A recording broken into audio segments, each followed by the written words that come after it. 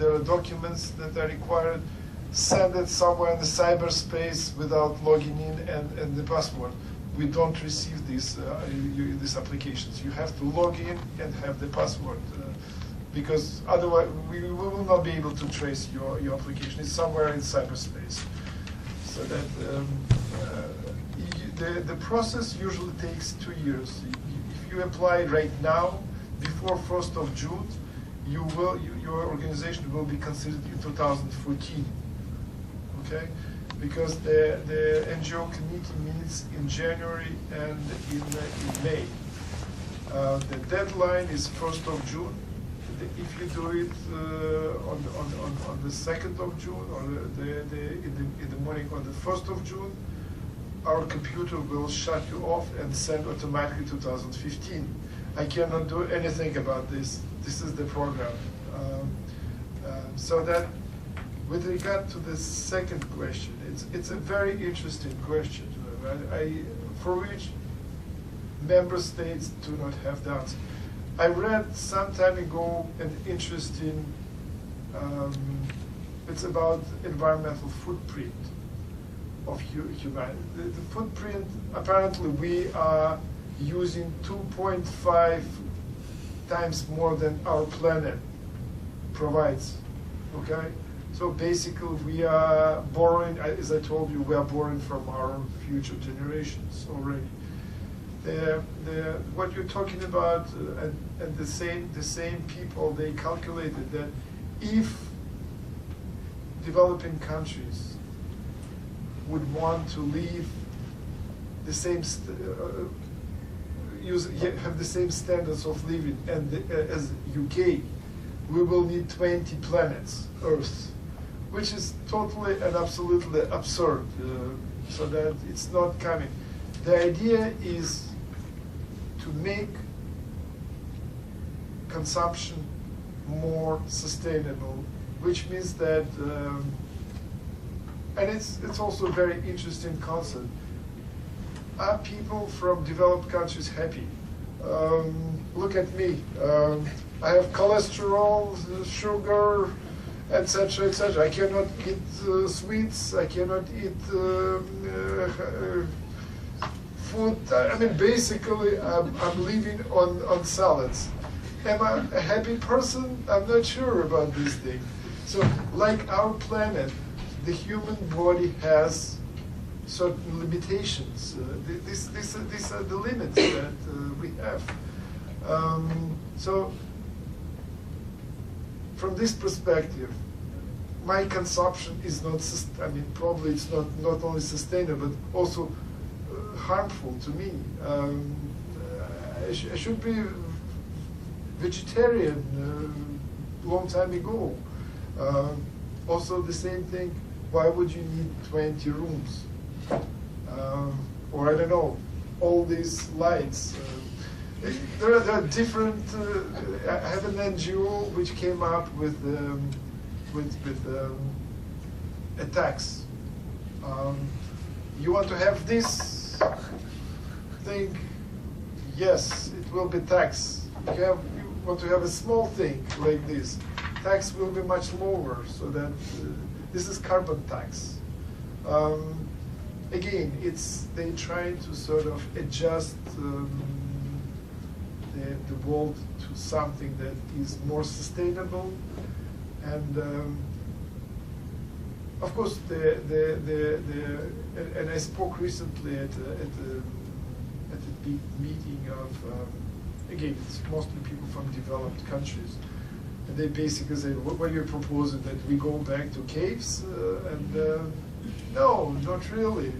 But the thing is that we need something more, and recently we organized a meeting with fashion industry. Fashion industry is $1.3 trillion industry, and for the first time they participated and they said that we want to be part of Women Economic Empowerment's network. And basically they say that we know the ways when the people should not have I don't know, 300 pieces of cloth, we can come up with something that is. I was in peacekeeping mission in Western Sahara, and Bedouins, you know, these nomads, Bedouins,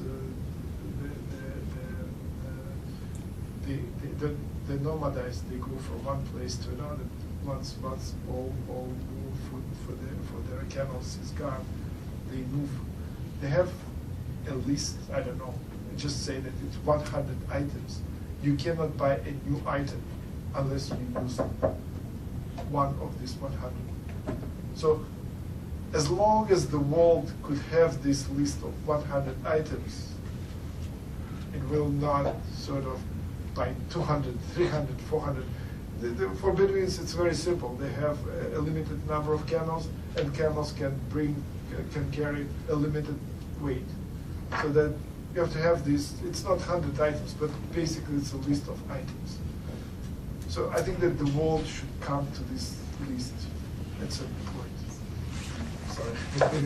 No problem. Just to maybe comment a bit on the last question, I think that is discussed a lot, or I would say more in the climate change negotiations. And the jargon that is used is common but differentiated responsibilities and respective capabilities. On our side, the European Union, certainly we have always recognized our own responsibility. But we also ask others, and especially emerging economies or other partners, to play their fair share.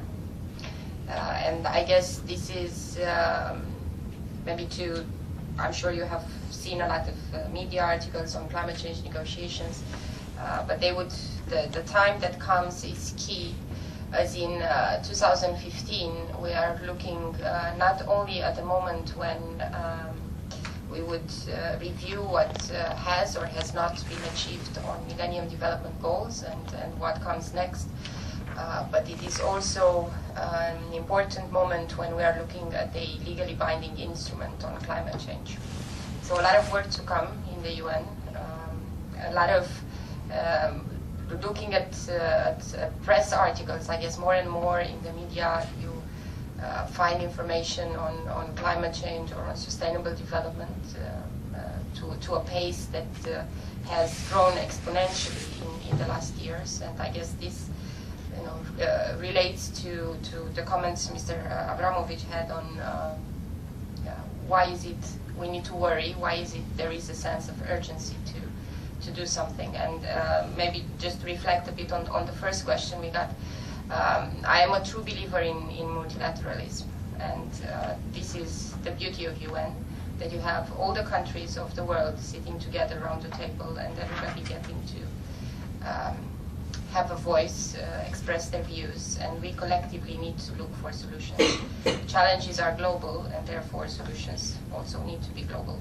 And that includes looking also at the private sector, looking at NGOs, not only governments, because governments on their own would not be able to change the world we live in. We need certainly the private sector, and we need NGOs who are critical, especially at national level, not only coming up with ideas, being a sort of a fresh thinking input to governments, but they are critical on the ground when they work shoulder to shoulder with governments on projects.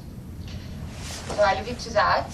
I'm sorry, we can, I can, if you want, take your question maybe bilaterally, because I think you are having a lunch at the German house, and that's exactly where I'm having the next meeting. So we can walk together.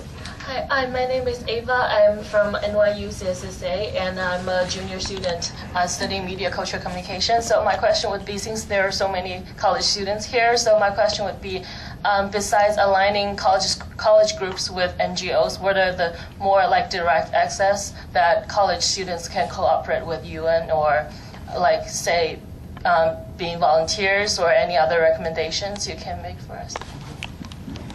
Just very quickly, first of all, you have internships. I have always interns. Not that many because space does not allow, but 3, for interns from our office. Our colleagues also have interns. This first internship, you have to go to Inspira. It's called Inspira, UN something site. The Google Inspira. Yeah, in Google Inspira you'll find it. Okay. Second thing is that some colleges